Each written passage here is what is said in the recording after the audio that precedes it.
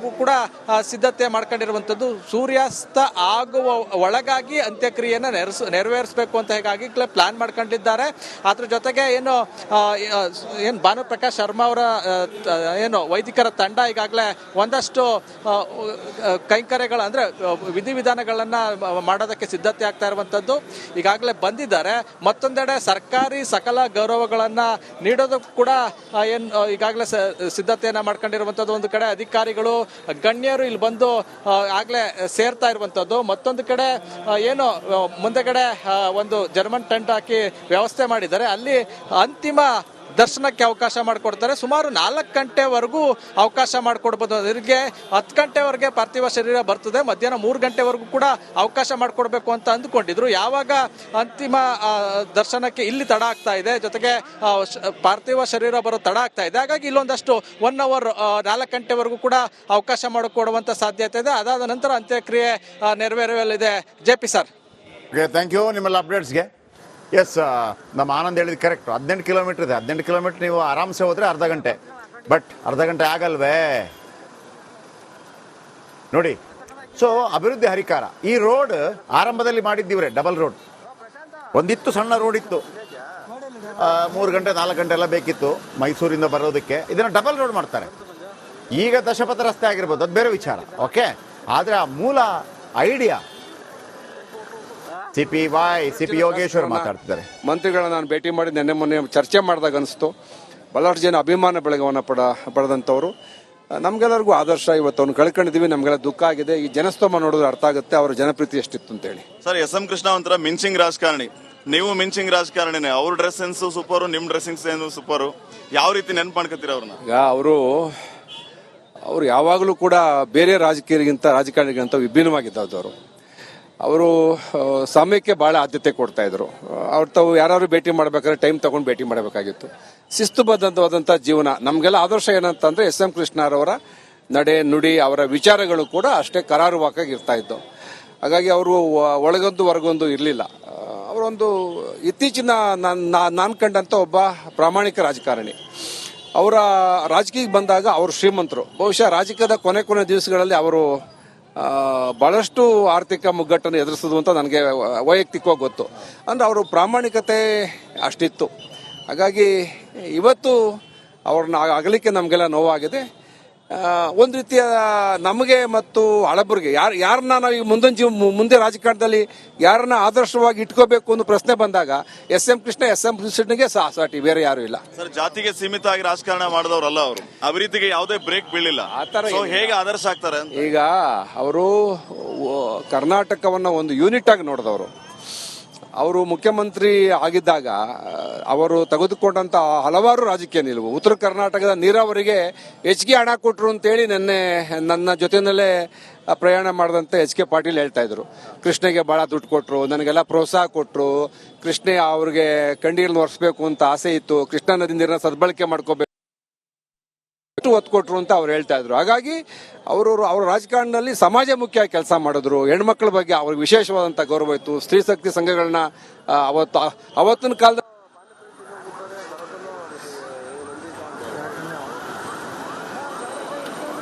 Okay ನೋಡಿ, 1-2 ಮಾತು ಬಹಳ ಅದ್ಭುತವಾಗಿ ಹೇಳಿದ್ರು. ಒಂದು, ನಾನು ಮೊನ್ನೆಯಿಂದ ಹೇಳ್ತಾ ಇದ್ದೆ, ರಾಜಕಾರಣಕ್ಕೆ ಬಂದವರು ದುಡ್ಡು ಕಳ್ಕೊಂಡವ್ರು ಯಾರು ಅಂತ.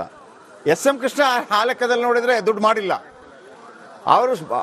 ಅವ್ರ ಎಂಟ್ರಿ ಕೊಟ್ಟಾಗ ಶ್ರೀಮಂತ, ಆಮೇಲೆ ಆರ್ಥಿಕ ಮುಗ್ಗಟ್ಟಿಗೆ ಒಳಗೋಗ್ಬೇಕಾಯ್ತು. ಒಂದು ನಂಬರ್ 1. ಎರಡನೇದು, ಈಗ ಪ್ರಧಾನಮಂತ್ರಿ ನರೇಂದ್ರ ಮೋದಿ 33% ಮಹಿಳೆಯರಿಗೆ ಸ್ಥಾನಮಾನ ಮೀಸಲಾತಿ ಎಲ್ಲ ಓಕೆ ಫೈನ್. ನೋಡಿ, ಈಗ ಸಿದ್ದರಾಮಯ್ಯ ಸರ್ಕಾರದಲ್ಲಿ ಎಷ್ಟು ಮಿನಿಸ್ಟರ್ ಇದ್ದಾರೆ? ಮಹಿಳಾ ಮಿನಿಸ್ಟ್ರು ಒಬ್ಬರೇ ಅಲ್ವಾ? SM ಕೃಷ್ಣ 25 ವರ್ಷದ ಹಿಂದೆ 4 ಜನರಿಗೆ ಅವಕಾಶ ಕೊಟ್ಟಿದ್ರು. ರಾಣಿ ಸತೀಶ್ಗೆ ಅವಕಾಶ ಕೊಟ್ಟಿದ್ರು, ಮನೋರಮಾ ಮಧ್ವರಾಜ್ ಅವರಿಗೆ ಅವಕಾಶ ಕೊಟ್ಟಿದ್ರು, ಮೋಟಮ್ಮ ಅವರಿಗೆ ಅವಕಾಶ ಕೊಟ್ಟಿದ್ರು, ನವೀಜಾ ಫಜಲ್ ಅವರಿಗೆ ಅವಕಾಶ ಕೊಟ್ಟಿದ್ರು. 4 ಹೆಣ್ಣು ಮಕ್ಕಳಿಗೆ ಅವಕಾಶ ಕೊಟ್ಟಿದ್ರು. ಅದು SM ಕೃಷ್ಣ ಅವರ ಬದ್ಧತೆ, ಸಮಾಜದ ಬಗೆಗಿನ ಪ್ರೀತಿ. ನೋಡಿ, ಒಕ್ಕಲಿಗ ಆಯ್ತಾ, ಉತ್ತರ ಕರ್ನಾಟಕ ಭಾಗ ಒಂದಿರುತ್ತೆ, ಒಕ್ಕಲಿಗ ನಾಯಕರು ಉತ್ತರ ಕರ್ನಾಟಕ ಲಿಂಗಾಯತರು ಜಾಸ್ತಿ ಅಂತೇಳಿ ಇಲ್ಲ. ಅಪ್ಪರ್ ಕೃಷ್ಣ ಪೂರ್ಣಗೊಳಿಸಿದೆ ಇವರ ಕಾಲದಲ್ಲಿ. ಅದನ್ನು HK ಪಾಟೀಲ್ ಅವರು ಹೇಳಿದ್ದಾರೆ. That is Krishna break. ಕೂಡ ಸಿದ್ಧತೆ ಮಾಡ್ಕೊಂಡಿರುವಂತದ್ದು ಸೂರ್ಯಾಸ್ತ ಆಗುವ ಒಳಗಾಗಿ ಅಂತ್ಯಕ್ರಿಯೆನ ನೆರವೇರಿಸಬೇಕು ಅಂತ ಹೀಗಾಗಿ ಪ್ಲಾನ್ ಮಾಡ್ಕೊಂಡಿದ್ದಾರೆ. ಅದ್ರ ಜೊತೆಗೆ ಏನು ಭಾನುಪ್ರಕಾಶ್ ಶರ್ಮಾ ಅವರ ಏನು ವೈದಿಕರ ತಂಡ ಈಗಾಗಲೇ ಒಂದಷ್ಟು ಕೈಂಕರ್ಯಗಳ ಅಂದ್ರೆ ವಿಧಿವಿಧಾನಗಳನ್ನ ಮಾಡೋದಕ್ಕೆ ಸಿದ್ಧತೆ ಆಗ್ತಾ ಇರುವಂತದ್ದು ಈಗಾಗಲೇ ಬಂದಿದ್ದಾರೆ. ಮತ್ತೊಂದೆಡೆ ಸರ್ಕಾರಿ ಸಕಲ ಗೌರವಗಳನ್ನ ನೀಡೋದಕ್ಕೂ ಕೂಡ ಈಗಾಗಲೇ ಸಿದ್ಧತೆಯನ್ನ ಮಾಡ್ಕೊಂಡಿರುವಂತದ್ದು. ಒಂದು ಕಡೆ ಅಧಿಕಾರಿಗಳು ಗಣ್ಯರು ಇಲ್ಲಿ ಬಂದು ಆಗ್ಲೇ ಸೇರ್ತಾ ಇರುವಂತದ್ದು. ಮತ್ತೊಂದು ಕಡೆ ಏನು ಮುಂದೆಗಡೆ ಒಂದು ಜರ್ಮನ್ ಟೆಂಟ್ ಹಾಕಿ ವ್ಯವಸ್ಥೆ ಮಾಡಿದ್ದಾರೆ. ಅಲ್ಲಿ ಅಂತಿಮ ದರ್ಶನಕ್ಕೆ ಅವಕಾಶ ಮಾಡಿಕೊಡ್ತಾರೆ. ಸುಮಾರು 4 ಗಂಟೆವರೆಗೂ ಅವಕಾಶ ಮಾಡಿಕೊಡ್ಬೋದು. ಅವರಿಗೆ 10 ಗಂಟೆವರೆಗೆ ಪಾರ್ಥಿವ ಶರೀರ ಬರ್ತದೆ. ಮಧ್ಯಾಹ್ನ 3 ಗಂಟೆವರೆಗೂ ಕೂಡ ಅವಕಾಶ ಮಾಡಿಕೊಡ್ಬೇಕು ಅಂತ ಅಂದುಕೊಂಡಿದ್ರು. ಯಾವಾಗ ಅಂತಿಮ ದರ್ಶನಕ್ಕೆ ಇಲ್ಲಿ ತಡ ಆಗ್ತಾ ಇದೆ, ಜೊತೆಗೆ ಪಾರ್ಥಿವ ಶರೀರ ಬರೋ ತಡ ಆಗ್ತಾ ಇದೆ. ಹಾಗಾಗಿ ಇಲ್ಲೊಂದಷ್ಟು 1 ಅವರ್ 4 ಗಂಟೆವರೆಗೂ ಕೂಡ ಅವಕಾಶ ಮಾಡಿಕೊಡುವಂತ ಸಾಧ್ಯತೆ ಇದೆ. ಅದಾದ ನಂತರ ಅಂತ್ಯಕ್ರಿಯೆ ನೆರವೇರಲಿದೆ. JP sir. ಥ್ಯಾಂಕ್ ಯು ನಿಮ್ಮೆಲ್ಲ ಅಪ್ಡೇಟ್ಸ್ಗೆ.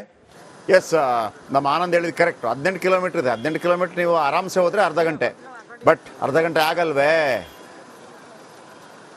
ನೋಡಿ. ಸೊ ಅಭಿವೃದ್ಧಿ ಹರಿಕಾರ ಈ ರೋಡ್ ಆರಂಭದಲ್ಲಿ ಮಾಡಿದ್ದೀವ್ರೆ, ಡಬಲ್ ರೋಡ್.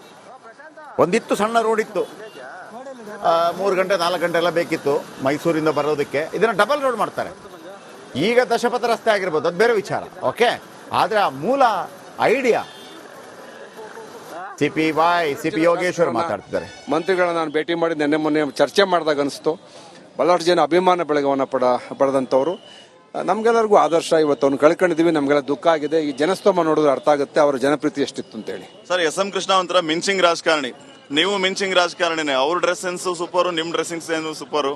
ಯಾವ ರೀತಿ ನೆನ್ಪು ಮಾಡ್ಕೊತೀರ ಅವ್ರನ್ನ? ಈಗ ಅವರು ಯಾವಾಗಲೂ ಕೂಡ ಬೇರೆ ರಾಜಕಾರಣಿಗಿಂತ ವಿಭಿನ್ನವಾಗಿದ್ದವರು. ಅವರು ಸಮಯಕ್ಕೆ ಬಹಳ ಆದ್ಯತೆ ಕೊಡ್ತಾ ಇದ್ರು. ತಾವು ಯಾರು ಭೇಟಿ ಮಾಡ್ಬೇಕಾದ್ರೆ ಟೈಮ್ ತಗೊಂಡು ಭೇಟಿ ಮಾಡಬೇಕಾಗಿತ್ತು. ಶಿಸ್ತುಬದ್ಧವಾದಂಥ ಜೀವನ. ನಮಗೆಲ್ಲ ಆದರ್ಶ ಏನಂತಂದ್ರೆ SM ಕೃಷ್ಣರವರ ನಡೆ ನುಡಿ, ಅವರ ವಿಚಾರಗಳು ಕೂಡ ಅಷ್ಟೇ ಕರಾರುವಾಕಾಗಿ ಇರ್ತಾ ಇದ್ದವು. ಹಾಗಾಗಿ ಅವರು ಒಳಗೊಂದು ಹೊರಗೊಂದು ಇರಲಿಲ್ಲ. ಅವರೊಂದು ಇತ್ತೀಚಿನ ನಾನು ಕಂಡಂತ ಒಬ್ಬ ಪ್ರಾಮಾಣಿಕ ರಾಜಕಾರಣಿ. ಅವರ ರಾಜಕೀಯಕ್ಕೆ ಬಂದಾಗ ಅವರು ಶ್ರೀಮಂತರು. ಬಹುಶಃ ರಾಜಕೀಯದ ಕೊನೆ ದಿವಸಗಳಲ್ಲಿ ಅವರು ಬಹಳಷ್ಟು ಆರ್ಥಿಕ ಮುಗ್ಗಟ್ಟನ್ನು ಎದುರಿಸೋದು ಅಂತ ನನಗೆ ವೈಯಕ್ತಿಕವಾಗಿ ಗೊತ್ತು. ಅಂದ್ರೆ ಅವರು ಪ್ರಾಮಾಣಿಕತೆ ಅಷ್ಟಿತ್ತು. ಹಾಗಾಗಿ ಇವತ್ತು ಅವ್ರನ್ನ ಅಗಲಿಕ್ಕೆ ನಮಗೆಲ್ಲ ನೋವಾಗಿದೆ.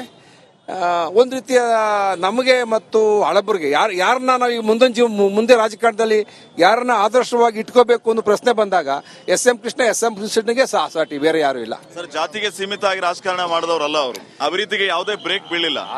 ಹೇಗೆ ಆದರ್ಶ ಆಗ್ತಾರೆ? ಈಗ ಅವರು ಕರ್ನಾಟಕವನ್ನ ಒಂದು ಯೂನಿಟ್ ಆಗಿ ನೋಡಿದವರು.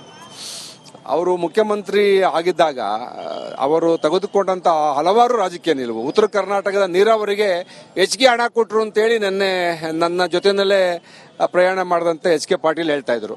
ಕೃಷ್ಣಗೆ ಬಹಳ ದುಡ್ಡು ಕೊಟ್ಟರು, ನನಗೆಲ್ಲ ಪ್ರೋತ್ಸಾಹ ಕೊಟ್ಟರು, ಕೃಷ್ಣ ಅವ್ರಿಗೆ ಕಂಡಿಯಲ್ಲಿ ಒರೆಸ್ಬೇಕು ಅಂತ ಆಸೆ ಇತ್ತು, ಕೃಷ್ಣಾ ನದಿ ನೀರನ್ನ ಸದ್ಬಳಕೆ ಮಾಡ್ಕೋಬೇಕು ಒತ್ತು ಕೊಟ್ರು ಅಂತ ಅವ್ರು ಹೇಳ್ತಾ ಇದ್ರು. ಹಾಗಾಗಿ ಅವ್ರ ರಾಜಕಾರಣದಲ್ಲಿ ಸಮಾಜ ಮುಖ್ಯ ಕೆಲಸ ಮಾಡಿದ್ರು. ಹೆಣ್ಮಕ್ಳ ಬಗ್ಗೆ ಅವ್ರಿಗೆ ವಿಶೇಷವಾದಂತ ಗೌರವ ಇತ್ತು. ಸ್ತ್ರೀ ಶಕ್ತಿ ಸಂಘಗಳನ್ನ ಅವತ್ತಿನ ಕಾಲದ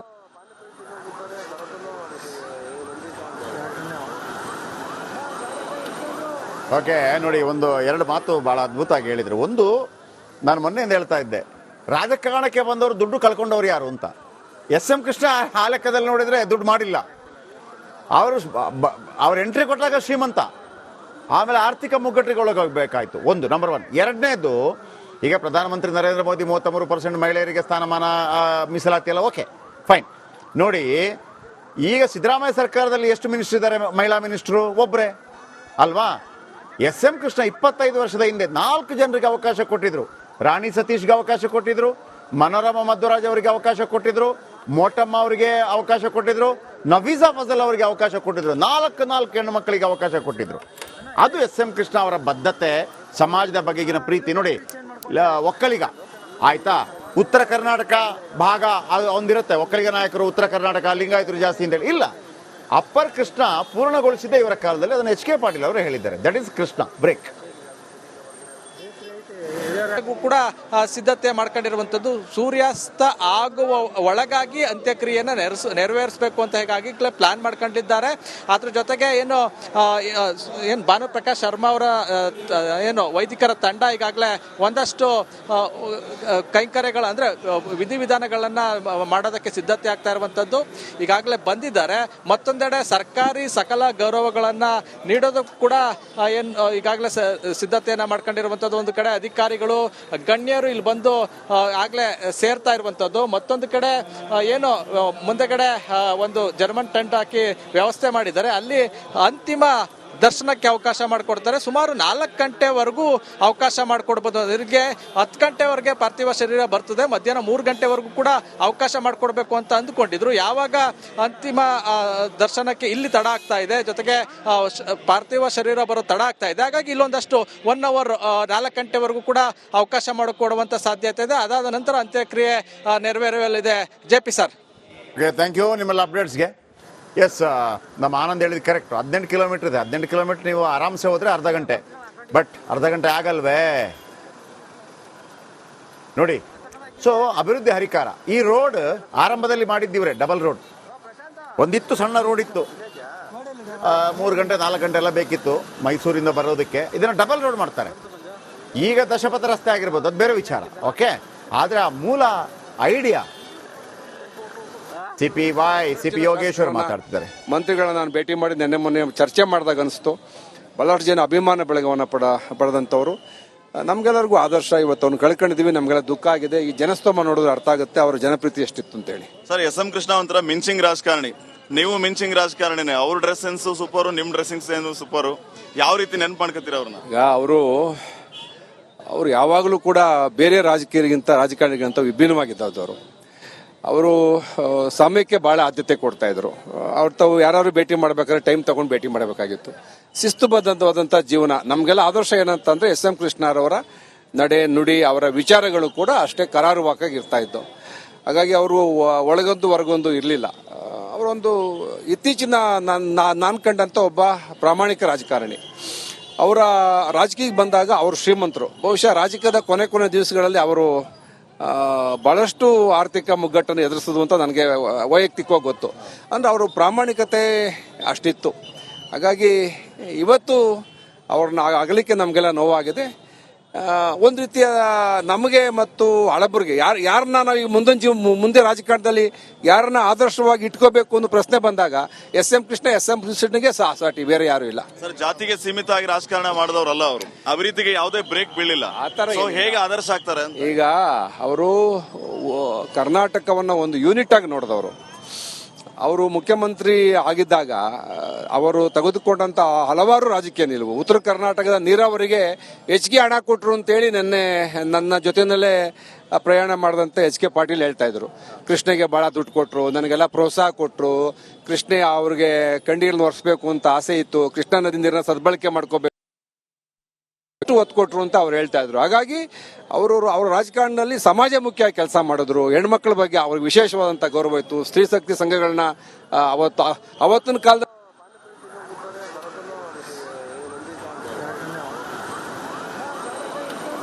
ಓಕೆ ನೋಡಿ, 2 ಮಾತು ಬಹಳ ಅದ್ಭುತವಾಗಿ ಹೇಳಿದ್ರು. ಒಂದು, ನಾನು ಮೊನ್ನೆಯಿಂದ ಹೇಳ್ತಾ ಇದ್ದೆ, ರಾಜಕಾರಣಕ್ಕೆ ಬಂದವರು ದುಡ್ಡು ಕಳ್ಕೊಂಡವ್ರು ಯಾರು ಅಂತ. SM ಕೃಷ್ಣ ಆ ಲೆಕ್ಕದಲ್ಲಿ ನೋಡಿದ್ರೆ ದುಡ್ಡು ಮಾಡಿಲ್ಲ. ಅವ್ರ ಎಂಟ್ರಿ ಕೊಟ್ಟಾಗ ಶ್ರೀಮಂತ, ಆಮೇಲೆ ಆರ್ಥಿಕ ಮುಗ್ಗಟ್ಟಿಗೆ ಒಳಗೋಗ್ಬೇಕಾಯ್ತು. ಒಂದು ನಂಬರ್ 1. ಎರಡನೇದು, ಈಗ ಪ್ರಧಾನಮಂತ್ರಿ ನರೇಂದ್ರ ಮೋದಿ 33% ಮಹಿಳೆಯರಿಗೆ ಸ್ಥಾನಮಾನ ಮೀಸಲಾತಿ ಎಲ್ಲ ಓಕೆ ಫೈನ್. ನೋಡಿ, ಈಗ ಸಿದ್ದರಾಮಯ್ಯ ಸರ್ಕಾರದಲ್ಲಿ ಎಷ್ಟು ಮಿನಿಸ್ಟರ್ ಇದ್ದಾರೆ? ಮಹಿಳಾ ಮಿನಿಸ್ಟರು ಒಬ್ಬರೇ ಅಲ್ವಾ? SM ಕೃಷ್ಣ 25 ವರ್ಷದ ಹಿಂದೆ 4 ಜನರಿಗೆ ಅವಕಾಶ ಕೊಟ್ಟಿದ್ರು. ರಾಣಿ ಸತೀಶ್ಗೆ ಅವಕಾಶ ಕೊಟ್ಟಿದ್ರು, ಮನೋರಮಾ ಮಧ್ವರಾಜ್ ಅವರಿಗೆ ಅವಕಾಶ ಕೊಟ್ಟಿದ್ರು, ಮೋಟಮ್ಮ ಅವರಿಗೆ ಅವಕಾಶ ಕೊಟ್ಟಿದ್ರು, ನವೀಜಾ ಫಜಲ್ ಅವರಿಗೆ ಅವಕಾಶ ಕೊಟ್ಟಿದ್ರು. 4 ಹೆಣ್ಣು ಮಕ್ಕಳಿಗೆ ಅವಕಾಶ ಕೊಟ್ಟಿದ್ರು. ಅದು SM ಕೃಷ್ಣ ಅವರ ಬದ್ಧತೆ, ಸಮಾಜದ ಬಗೆಗಿನ ಪ್ರೀತಿ. ನೋಡಿ, ಒಕ್ಕಲಿಗ ಆಯ್ತಾ, ಉತ್ತರ ಕರ್ನಾಟಕ ಭಾಗ ಒಂದಿರುತ್ತೆ, ಒಕ್ಕಲಿಗ ನಾಯಕರು ಉತ್ತರ ಕರ್ನಾಟಕ ಲಿಂಗಾಯತರು ಜಾಸ್ತಿ ಅಂತ ಹೇಳಿ ಇಲ್ಲ.